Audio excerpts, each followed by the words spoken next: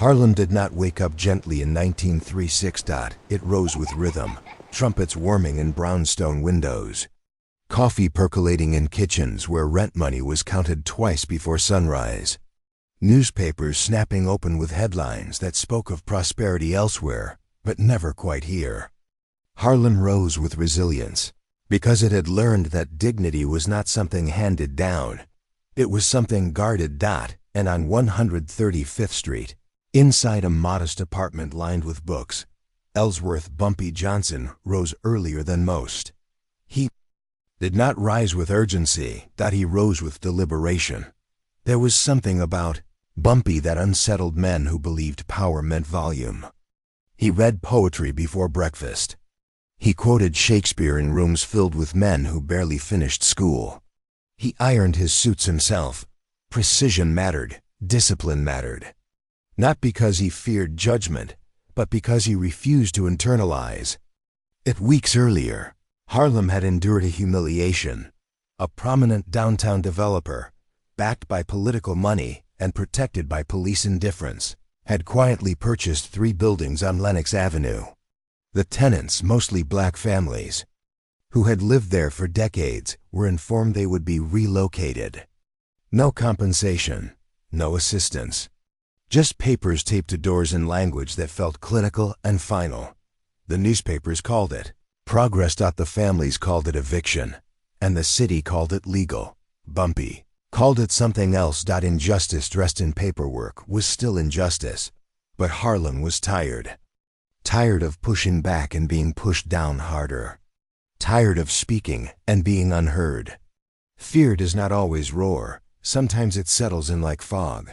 The community leaders came to Bumpy not because he was loud, but because he was steady. He listened first. He always listened first. In a back room of a neighborhood cafe, under yellowed light bulbs that hummed softly, mothers spoke about children who would have to change schools. Elderly men spoke about losing the stoops where they had watched generations grow. One woman, Mrs. Evelyn Carter, did not speak at all. She simply clutched the eviction notice like it might dissolve if she held it tightly enough. When the room fell silent, all eyes turned to Bumpy. He did not stand. He did not pound the table. He asked one question: who signed it? That question shifted the air. Because injustice rarely floats. It is anchored. The signature belonged to Alderman Richard Halverson, a man celebrated downtown as a visionary reformer. He spoke eloquently about city growth and modernization. He attended galas. He smiled for photographers. He had never walked Lenox Avenue. Without police escort, the eviction notices were legal, but legality and morality are not twins. Bumpy folded his hands, absorbing the weight of what was at stake. If he responded emotionally, Harlem would suffer. If he responded violently, Harlem would be punished. If he did nothing, Harlem would fracture. Leadership is often choosing the hardest path, and the hardest path is patience. I'll pay him a visit, Bumpy said quietly. No grand promises. No declarations, just certainty. Downtown Manhattan shimmered differently. The streets were cleaner, the buildings taller, the faces more confident in their belonging. When Bumpy stepped into City Hall 2 days later, conversations dimmed not because he was feared, but because he did not appear apologetic. The receptionist's smile was thin. Do you have an appointment? No, Bumpy replied calmly, but he knows who I am. That was not arrogance. It was fact. After a long wait designed to test his patience, Alderman Halverson welcomed him into an office lined with polished wood and framed photographs of ribbon-cutting ceremonies. The man behind the desk wore charm like armor. Mr. Johnson, Halverson said smoothly. To what do I owe the pleasure? Bumpy remained standing. Lenox Avenue, he replied. Halverson's smile did not falter, but it tightened. Yes, necessary development. Progress requires difficult decisions. Difficult for whom? Bumpy asked. There it was again, not accusation, but inquiry. Halverson leaned back. The city grows. Sentiment cannot obstruct advancement. And advancement, Bumpy said softly, cannot trample dignity. The silence stretched. Halvorsen folded his hands. Everything was done legally. Legality, Bumpy responded, does not guarantee justice. For a brief moment, something flickered in the alderman's eyes, irritation. Not fear. Irritation at being challenged by a man he believed should not challenge him. You presume much, Halvorsen said. I observe much, Bumpy replied. There were no raised voices, no threats. Just two men representing two versions of America. One that believed progress justified displacement, and one that believed community was not expendable. Halvorsen finally stood, signaling the meeting's end. The papers are filed, the contract signed. I suggest your community adapts. Adapt. Such a small word for such a violent reality. Bumpy nodded once and walked out without another word. The receptionist exhaled only after the door closed. That evening, Harlem gathered again. They expected anger. They expected retaliation. Instead, Bumpy placed a thin folder on the cafe table. I asked him questions, he said, and someone whispered. He answered none. Confusion rippled through the room. Bumpy opened the folder. Inside were copies of city procurement records, zoning irregularities, and something far more potent, evidence that Halvorsen's development contract bypassed public bidding procedures, not illegal enough for prison, but illegal enough for exposure. How did you get that? One man asked. Bumpy smiled faintly. Progress leaves paper trails. The turning point was not dramatic. It was deliberate. We will not shout, Bumpy said. We will publish. He had already contacted a journalist known for integrity rather than influence, a man who valued truth more than access. The documents would be printed, not as an attack, but as illumination, because darkness resents exposure more than confrontation. The article ran 3 days later. Headlines: Do not always roar, sometimes they whisper loud enough. Alderman's development deal skips oversight. The downtown reaction was swift. Not public outrage, but discomfort. Donors asked quiet questions. Political allies distanced themselves. Halvorsen's smile tightened further. He requested a second meeting. This time, Bumpy did not go alone. He brought Mrs. Evelyn Carter. The alderman seemed startled by her presence. She did not look revolutionary. She looked tired. Tired from years of honest work. You said sentiment cannot obstruct advancement. Bumpy began calmly. Allow her to explain what advancement costs. Mrs. Carter did not shout. She spoke about her husband who built bookshelves into their apartment walls. About the garden she planted in milk crates on the fire escape. About knowing every neighbor by name. About not wanting charity, only fairness. Halvorsen listened. For the first time, the issue had a face. Power rarely yields quickly, but it shifts when exposed to humanity. A week later, the eviction timeline was delayed pending review. Then revised. Then renegotiated. Compensation funds were established. Relocation assistance was offered. 3 buildings were spared entirely. It was not total victory, but it was dignity preserved. Harlem did not celebrate with parades. They celebrated with quiet relief. And in the cafe where it began, Mrs. Carter placed her eviction notice on the table, no longer clutched, but folded neatly. Thank you, she said softly. Bumpy shook his head. You stood with me. That night, Harlem did not roar. It breathed. But beneath that breath was something else. Halvorsen had lost face, quietly, and men accustomed to power do not forget humiliation easily. Across the river, alliances shifted, whispers began, because when dignity stands tall, it casts long shadows. The article did not explode. It spread, like smoke in a closed room, quiet, persistent, impossible to ignore. Downtown Manhattan did not rage publicly against Alderman Halvorsen. That would have drawn too much attention. Instead, the temperature shifted in subtle ways. Invitations were delayed. Fundraisers were rescheduled. Donors made calls that began with, "just a concern," and ended with silence heavy enough to wound. Power does not always punish. Immediately. Sometimes it waits. Harlem felt the waiting first. Police presence increased along Lenox Avenue. Not aggressive, just visible. Officers who once tipped there had now stood still, arms crossed, observing.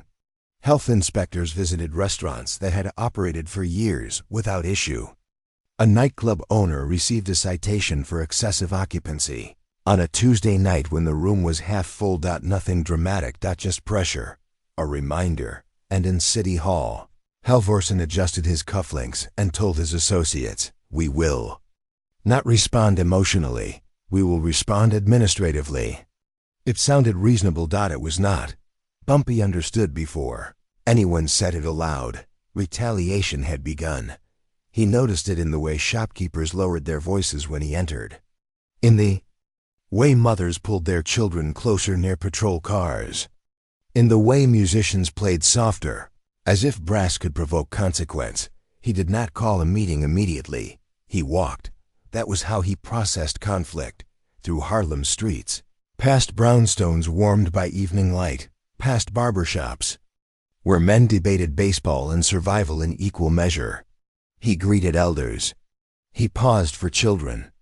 He listened to the rhythm of his neighborhood like a physician checking a pulse, and the pulse was anxious. That night, he returned to the cafe, but this time, the room felt different. Fear had weight. "They're tightening everything," one man whispered. "Liquor licenses, permits, taxes. They want us squeezed," another said. "They want you squeezed." Someone corrected. The words hung in the air, because everyone understood. Halvorsen could not attack Bumpy directly, not without confirming the article's implications. But he could make Harlem uncomfortable enough that Bumpy would feel responsible. And responsibility was something Bumpy carried seriously. He did not sit at the head of the table. He stood near the window, looking out at 135th Street. "They believe pressure creates panic," he said calmly. "It does not. Silence, pressure," he continued, "reveals structure." The room leaned in. "If our foundation is fear, we collapse. If our foundation is discipline, we endure." There were no cheers. Just understanding. But endurance would be tested sooner than expected. 3 nights later, a young boy named Caleb was stopped outside his apartment building by 2 officers. He was 15, thin, carrying a trumpet case. They accused him of loitering. In front of his own home. Neighbors watched from windows. Caleb single quotes as hands trembled as he tried to explain. One officer knocked the trumpet case from his grip. It cracked open on the pavement, brass spilling under streetlight glare. It was not a beating. It was worse. It was humiliation. By the time Bumpy arrived, summoned quietly by a neighbor, the officers were gone. Caleb sat on the stoop, staring at the dented trumpet. "I didn't do anything," he whispered. Bumpy crouched beside him. "I know," he said softly, and that was enough to break the boy's composure. Tears fell not from pain, but from being treated like something lesser. That night, Bumpy did not sleep, because retaliation had crossed from inconvenience into cruelty, and cruelty demands response. The next morning, Bumpy did something unexpected. He went back downtown, but not to Halvorsen. He went to the newspaper office. The same journalist who printed the procurement records now faced a new envelope.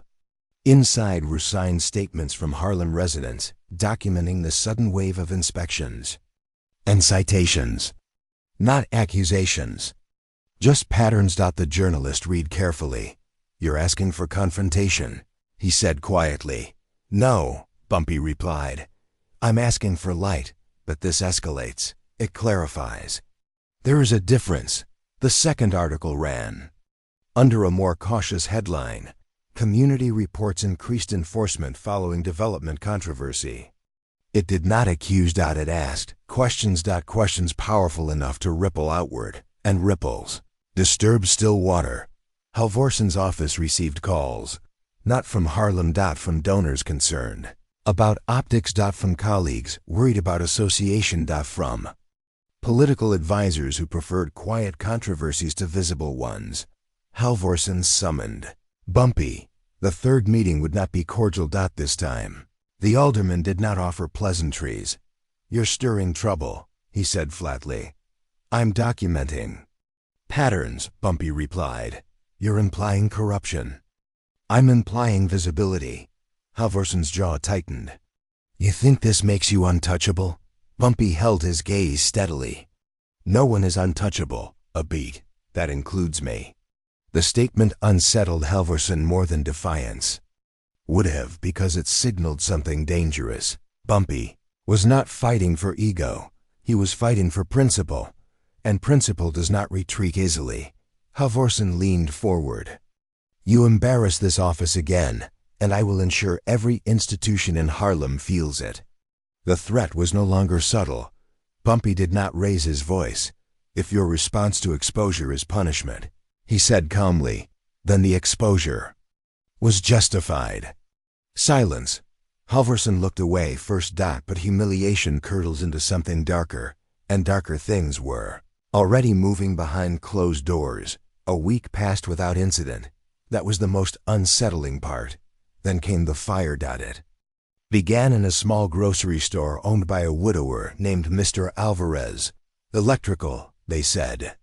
"Faulty wiring." But neighbors swore they saw a man run from the alley. Moments before smoke billowed, the fire department responded. Quickly. Too quickly. As if alerted in advance. No one was hurt. But the store was ruined. Mr. Alvarez stood outside, staring. At blackened shelves were jars of preserved fruit once lying neatly. "It was paid off," he murmured. Everything was paid off. The message was no longer administrative. It was intimidation. And Bumpy understood. The escalation had shifted from pressure to provocation. Some of his associates urged retaliation. "Enough of this calm," one man said angrily. "They light fires, we answer." But Bumpy remained still. "They want reaction," he said quietly. "Reaction justifies suppression." "Then what do we do?" someone demanded. Bumpy turned toward the charred storefront. "We rebuild." The answer felt inadequate to those craving vengeance, but rebuilding was defiance. Public, visible, unafraid. Within days, Harlem gathered. Carpenters volunteered. Musicians hosted benefit performances. Women cooked meals for workers. Children swept debris with oversized brooms. The press covered it. Not the fire, the rebuilding. And that shifted the narrative. Harlem was no longer portrayed as volatile. It was portrayed as unified. That was not what Halvorson intended. The true turning point came quietly. A private donor, one of Halvorson's strongest financial backers, requested a meeting with Bumpy. The man was older, wealthy, polished. "I admire composure," he said over tea. "It's rare." Bumpy listened. "I also dislike instability," the donor continued. "And what's happening downtown is becoming unstable." "Instability grows in darkness," Bumpy replied. The donor studied him carefully. "What do you want?" "Not money. Not revenge." Bumpy's answer came without hesitation. "Public assurance that enforcement will be consistent across all districts." The donor nodded slowly. "Reasonable." Reasonable. That word carried more weight than threats ever could. Within 2 weeks, a citywide oversight review was announced. Enforcement transparency guidelines were implemented. Harlem's inspections decreased, not eliminated, but normalized. Halvorson did not issue an apology. He issued a statement about equitable application of city standards. It was political language, but it was concession. One evening, as jazz poured from reopened storefronts and Mr. Alvarez stood proudly inside his rebuilt grocery, Caleb played his repaired trumpet under streetlights. The notes rose strong. Clear. Unbroken. Bumpy stood at the edge of the sidewalk, hands folded behind his back. A young man approached him quietly. "They tried to scare us," he said. "Yes," Bumpy replied. "They failed." Bumpy watched the children dancing near the stoop. "No," he said softly. "They revealed us. Power is patient. It smiles in public. It negotiates in offices. It issues statements. But when it feels cornered, it stops pretending. By the time autumn settled over Harlem, the streets had regained their rhythm. Mr. Alvarez's grocery stood brighter than before. Caleb's trumpet carried confidently through evening air. Police presence had thinned. Inspections became routine instead of targeted. On the surface, equilibrium had returned. But equilibrium is fragile when pride has been wounded. Alderman Halverson had lost more than political leverage. He had lost control of the narrative, and for a man who built his reputation on managing appearances, that loss burned quietly and constantly. He never publicly confronted Bumpy again. Instead, something colder began to unfold. It started with whispers. A rumor printed in a minor downtown column suggesting outside influence in Harlem's rebuilding efforts. No names, just insinuation. Then another piece hinting at unregistered financial flows. Again, no specifics. It was strategic. You do not attack dignity directly, you stain it. The goal was not arrest. The goal was doubt. Harlan read those columns with confusion first, then concern.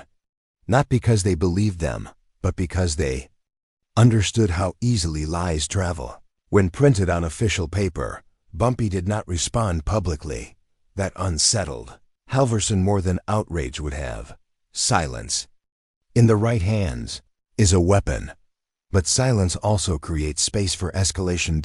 And escalation arrived one cold Thursday night. Bumpy was leaving the cafe when he noticed it. The car parked across the street. Engine idling. Lights off. Not unusual.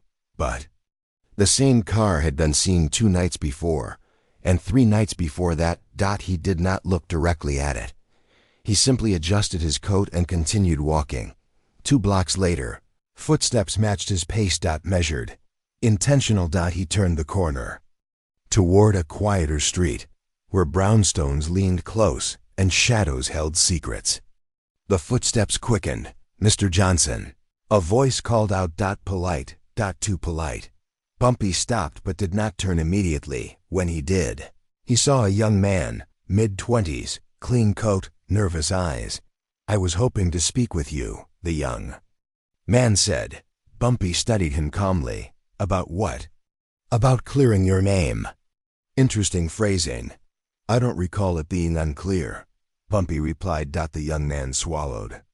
"There are documents circulating.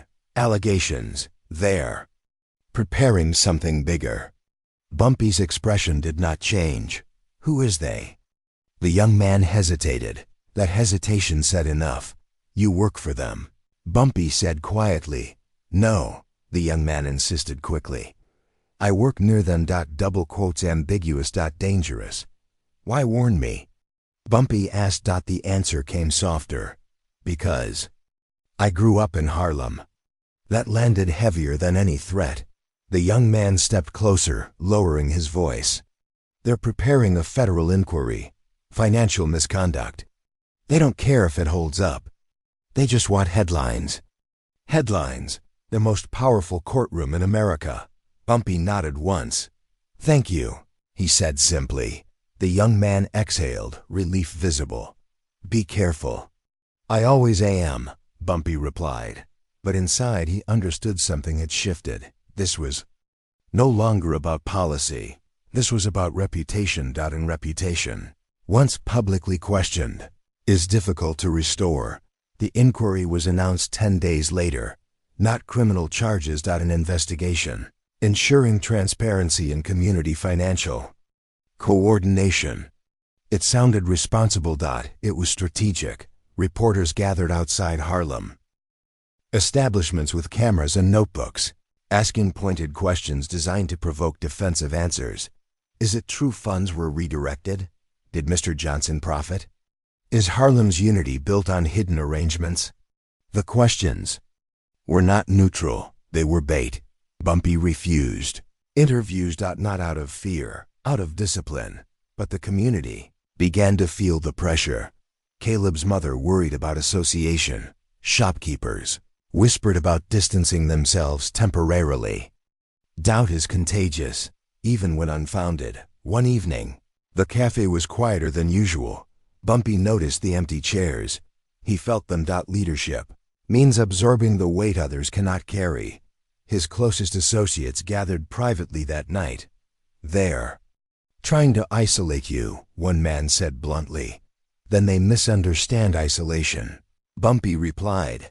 But even as he spoke calmly, he knew the real danger wasn't legal consequence. It was erosion of trust. If Harlem began to question him, even slightly, everything they had built would tremble. And Halverson understood that perfectly. The true strike came unexpectedly. Mrs. Evelyn Carter, the woman whose eviction began it all, was called to testify before the inquiry panel. It was not a legal necessity. It was symbolic. They wanted her to appear uncertain. To contradict herself. To imply manipulation. The hearing room downtown was large, cold, and intentionally intimidating. Marble floors, high ceilings, portraits of men who never imagined Harlem sitting in those chairs. Mrs. Carter trembled slightly as she adjusted her coat. Bumpy stood beside her, not speaking, just present. Halvorsen did not attend personally. He did not need to. His influence filled the room. The questioning began politely. Then shifted. Mrs. Carter, were you encouraged to speak publicly? No, she answered softly. Did Mr. Johnson suggest what you should say? No. Were you promised anything in return for cooperation? Her voice shook slightly. No. The panel exchanged glances. Then came the sharper question. Do you fully understand the financial structures involved in your building's redevelopment? It was designed to embarrass her. To imply ignorance. To undermine credibility. Mrs. Carter hesitated. And in that hesitation, the room felt victory approaching. Bumpy leaned slightly toward her, not whispering instructions, just offering presence. She steadied. I understand this, she said slowly. When I was asked to leave my home, no one explained anything. When Mr. Johnson asked questions, he did not ask for himself. He asked for us. Silence, progress, she continued, should not begin with pushing people out quietly. Her voice grew stronger. I may not understand your contracts, but I understand dignity. The word echoed, not loudly, but firmly. The panel did not expect composure. They expected confusion. Instead, they received clarity. The hearing adjourned without spectacle. But something had shifted. The narrative was no longer about suspicion. It was about contrast. Contrast between intimidation and integrity. The true climax came days later. Late evening. Heavy rain. Bumpy returned home to find his apartment door slightly ajar. He did not rush inside. He paused. Listened. Silence. He entered slowly. Drawers pulled open. Books scattered. Nothing stolen. Everything disturbed. A message without words. We can reach you. He stood in the center of the room, rain dripping from his coat. Anger flickered briefly, not explosive, but sharp. They had crossed into personal space. That was deliberate. He could retaliate. He had connections. He had influence. He had men willing to answer intimidation with force. But force would confirm every rumor. Instead, he did something unexpected. Next morning, he invited reporters into his apartment. He showed them the scattered books. The overturned chair. This is what scrutiny looks like when it lacks evidence, he said calmly. He did not accuse Halvorsen. He did not speculate. He simply exposed. And exposure disarms intimidation. The image of books, poetry volumes, historical texts, lying disturbed across the floor, appeared in newspapers.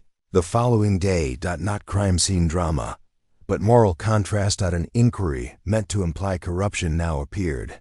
Vindictive. The Federal Review quietly concluded 2 weeks later. No charges. No findings of misconduct. Just a statement.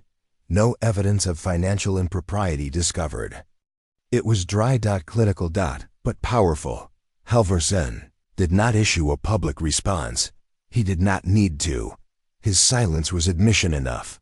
That evening, Harlem gathered again, but this time the room was full. Not out of fear, out of solidarity. Caleb played. Again. Mr. Alvarez handed out slices of sweet bread. Mrs. Carter sat proudly near the front. Bumpy stood slowly. He did not celebrate. He did not boast. They tried to make us doubt ourselves, he said calmly. And? He looked around at the crowded room. We remembered who we are. The applause was not thunderous. It was sustained. Because power had attempted humiliation again and again. Dignity had answered. But as the night ended, one truth remained unspoken. Men, like Halvorsen, may retreat politically, but pride does not vanish. It waits. Winter arrived early that year. Harlem felt it in the brick. In the way wind curled through alleys and pressed against brownstone windows. In the way conversations lingered longer indoors, as if warmth required company. On the surface, the inquiry had ended. The newspapers had moved on. The official language had cleared Bumpy Johnson of wrongdoing. But vindication does not erase memory. And pride, once threatened, does not sleep peacefully. Alderman Halvorsen had withdrawn publicly. No more statements. No more visible resistance. He attended ribbon cuttings, smiled for cameras, spoke about moving forward. But forward for him meant something else. It meant restoring control. He had learned something dangerous through his failed inquiry. Direct pressure strengthened Harlem's unity. Exposure made him vulnerable. Public confrontation favored Bumpy's composure. So he changed tactics. He would not strike the leader. He would strike the symbol. The symbol was simple. The Café on 135th Street. It was more than a meeting place. It was memory. It was decision. It was solidarity built over coffee and quiet strategy. It was where Mrs. Carter first unfolded her eviction notice. Where Caleb played softly after humiliation. Where plans were made not with rage but with resolve. If that place fell, morale would fracture. And fractures are quieter than explosions. One evening, a city official arrived with a notice. Structural violations, emergency closure, immediate effect. Owner, Mr. Samuel Whitaker, read the document twice, his hands trembling slightly. I've been operating here 22 years, he said softly. They inspected last month. This review was expedited. The official replied flatly. Expedited.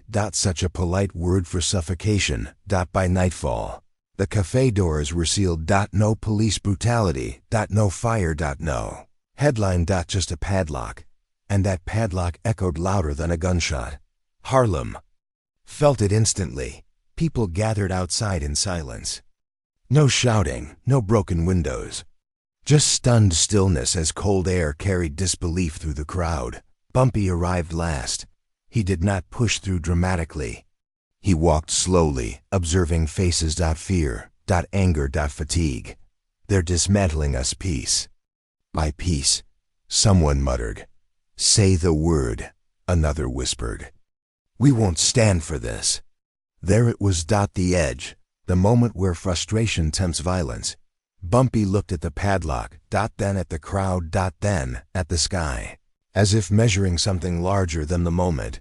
He did not speak immediately, because words, when rushed, weaken power. Finally he stepped forward. Go home tonight, he said calmly. The crowd reacted with confusion. That's it, someone demanded. For tonight, Bumpy replied. There was frustration in the air, but also trust. They dispersed slowly, because leadership sometimes means asking people to trust restraint when anger feels justified. The next morning, something unexpected happened. Bumpy did not go to City Hall. He did not call the press. He did not summon all eyes. He visited every business on Lenox Avenue, every single one. He spoke quietly with owners, barbers, bakers, tailors, musicians. He did not discuss retaliation. He discussed something else. Community. By sunset, a plan had formed. Not dramatic. Not illegal. Unstoppable. The following day, Harlem opened differently. The cafe remained padlocked, but every business along Lenox Avenue placed a small sign in their window. Simple black letters. Today we serve coffee. Barbers offered chairs and poured cups. Tailors rearranged counters. Grocers cleared space near registers. Music stores set kettles on hot plates. There was no shouting. No march. Just service. Hundreds gathered, moving from shop to shop, drinking coffee in solidarity. No single location could be targeted.